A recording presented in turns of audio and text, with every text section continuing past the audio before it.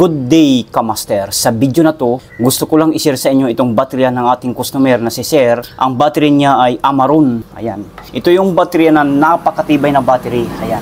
Amaron. Di ko lang alam kung Amaron Go. Kaya dalawang klase kasing Amaron eh. Kasi wala nang sticker eh. Basta Amaron ito. Ang size naman nito ay NE60. Regular. Ayan. Ayun, baliktad. Ayan. High life pala ito ang Amaron na to. So, kitang-kita naman, ito yung baterya na matibay. Di na daw alam ni Sir kung ilang years na ito. Since 2018 o basta mga ganun. May 5 years na ata ito. So, nakakabit naman ito sa kanyang kotse. So, ngayon, atin itong i-check. Bakit daw parang tika-tika, ayaw mag-start. So, unang-una na gagawin natin, siyempre, iba-battery tester natin.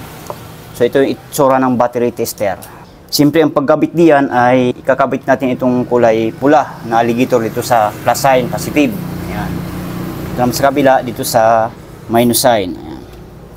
As you can see, Kamaster, nakakuha tayo ng reading na 12.8 volts or 12.84 volts. So, titingnan natin yung kanyang CC, i-check natin. Ayan. CCA. Set up lang natin ng 300 ampere or 350. Mga ganon. Kahit 360. So, testing natin.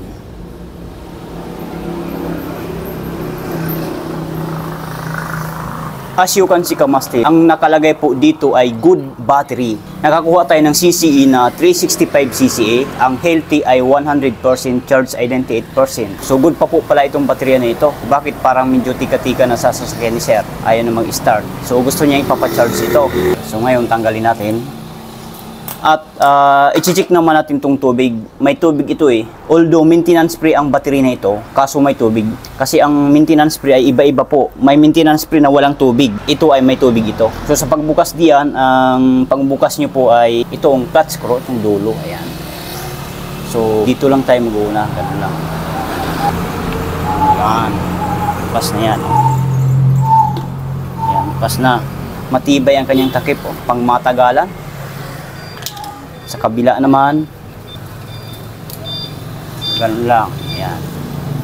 Ganun din dito, matibay din. Actually, nandito si Sir yung ating customer. Nakikinig lang. Ayaw lang magpapa-video, ayaw magpapakita. Ayan. So, kumuha tayo ng flashlight. Ayan. Kung papansinin natin, lapit ko lang ang camera. Ayan. Papansinin nyo, wala na po sa ayos ang tubig. Yan ay siya sapat. So, kulang na po yan. Kaya siguro yan ang sanhi na dahilan kung bakit tika-tika ayaw magpa-start yung kotse ni Sir. Ayan. Ganon din dito sa kabila. Ayan. Kita nyo naman. So ngayon, ang sabi ng may-ari, sabi ni Sir, try down namin itong lalagyan ng distilled water. Kumbaga, sasalinan, dagdagan ng distilled water. Nag-iipon si Sir ng pambili kasi may ino-offer na ako sa kanya. So, pangsamantalang gamit lang po ito. So, try natin gawin. Sana uubra. So pagka ganyan, ang idagdag nyo ay distilled water lang. Ito ang itsura ng distilled water. Ayan. Pag bibili kayo sa mga tindahan, sa mga battery shop, palatandaan nyo distilled water. Huwag kayong bibili na walang ganito. Tapos sabihin nyo sa nagbabantay, Sir, pabili ng distilled water. Baka kasi magkamali sila pagbigay sa inyo, battery solution ang ibibigay sa inyo. So, masisira ang baterya. Distilled water lang. So dagdagan natin ito.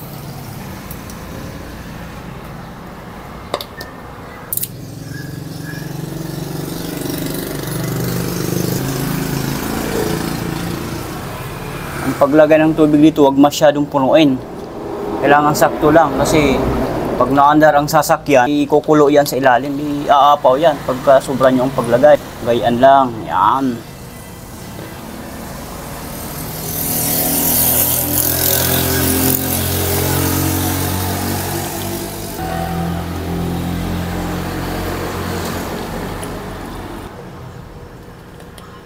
Ay sobra na isa. May bawasan natin yan. Dito muna tayo.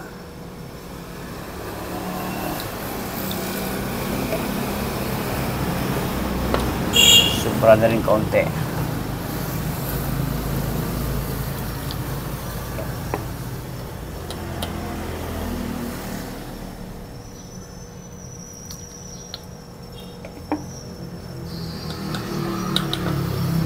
So dahil sumubra, babawasan natin ngayon.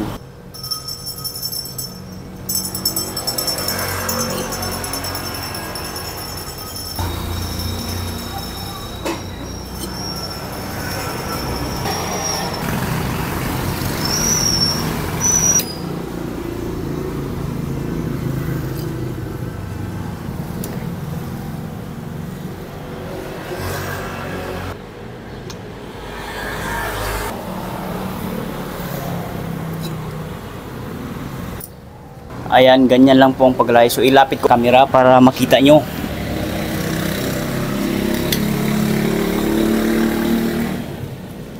Ayan, ganyan po. Pagka may ganito kayong baterya na gusto nyong lagyan ng distilled water, ganyan lamang po ang sukat at level ng tubig. Huwag nyo masyadong punuin kasi aapaw yan siyempre. Mag-i-expand yan pag once na i-charge nyo pa. Kailangan pare-pareho ang level ha. Parehas ba ang sukat ng tubig. Ayan. So try nating i-battery tester ulit kung nagbabawas ba yung karga niya.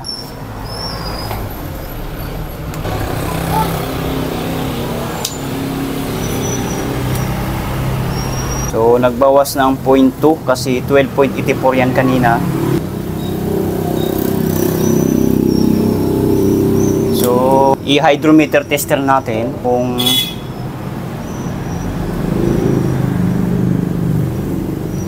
so ang sukat ng tubig ay 1200. So nasa kulay pula. So recharge.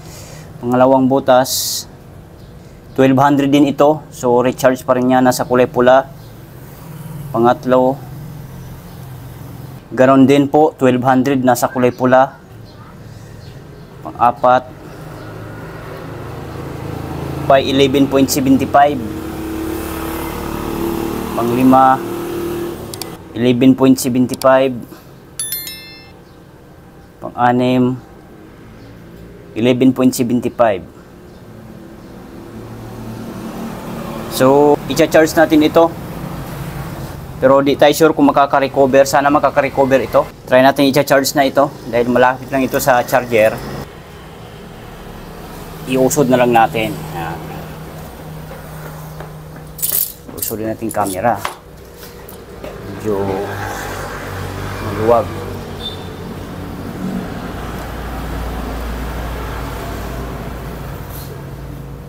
So i-charge natin ito. Kunin natin yung alligator clip. Ayan. Kabit natin dito. Positive. Ayan.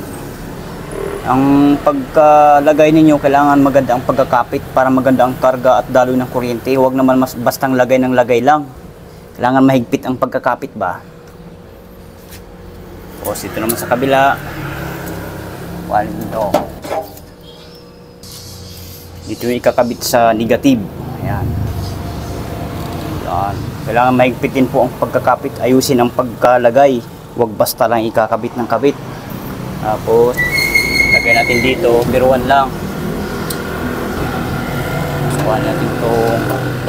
Taksak natin dito sa unplug. Yan. So ngayon, i-open na natin. Dahil dyan. Tapos dito. Ayun, pansin nyo, tumaas agad yung ammeter ng ating battery charger. So nagpapahiwatig na, nagcha-charge po siya. Ayan. So ang oras natin ngayon ay 11:35 na nang magtatanghali. Ayan.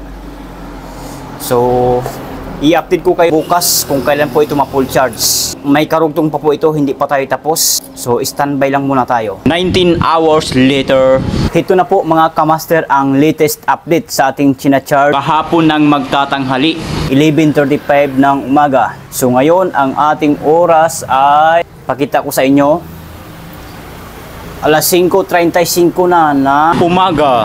So 19 hours na po na nakasalang sa battery charger. Tapos nagba-brown out po siya, walang kuryente. Ayan po, kung mapapansin ninyo, nakasaksak pa po yan. At naka-on ito, nakataas siya. Tapos ito, nakataas din.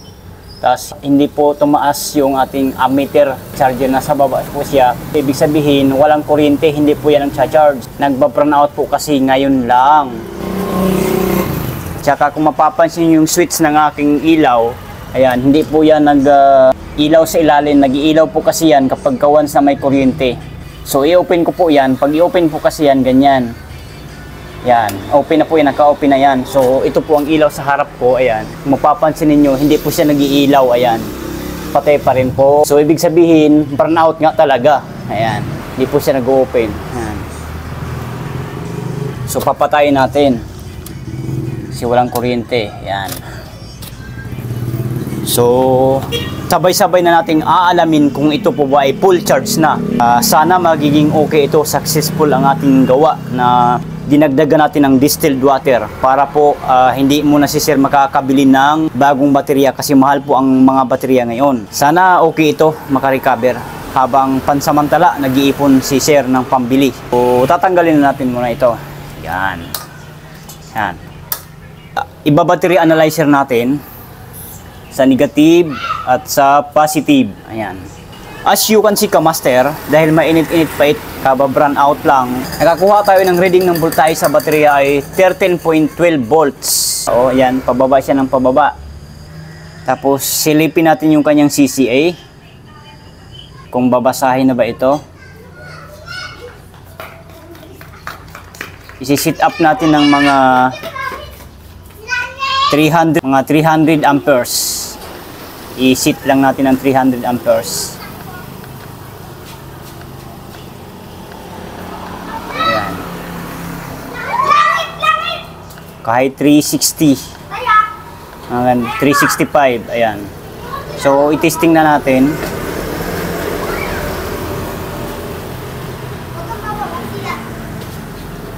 As you can see, Kamaster, good battery po dito ang lumalabas. So, ibig sabihin, goods pa itong battery na to.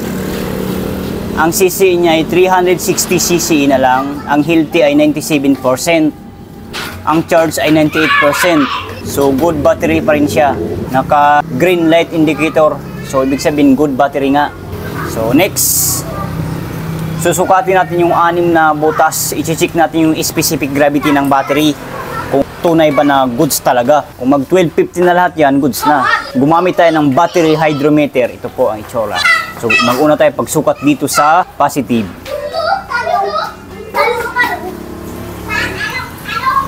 Unang butas, ang sukat ng tubig ay 12.50, which is tumapat sa kulay puti. So, goods na goods. Pangalawang butas, ang sukat ng tubig ay 12.50, which is tumapat sa kulay puti. So, goods na goods. Pangatlong butas,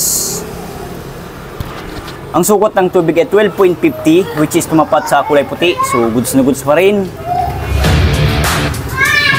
Pang-apat na butas, ang sukat ng tubig ay 12.50, which is tumapat sa kulay puti. So, goods na goods pa rin. Pang-limang butas tayo, ang sukat ng tubig ay 12.50 pa rin, which is tumapat sa kulay puti. So, goods na goods pa rin. Pang-anim na butas tayo, last but not the least. Ang sukat ng tubig ay 12.50 pa rin, which is tumapat sa kulay puti. So, goods na goods pa rin.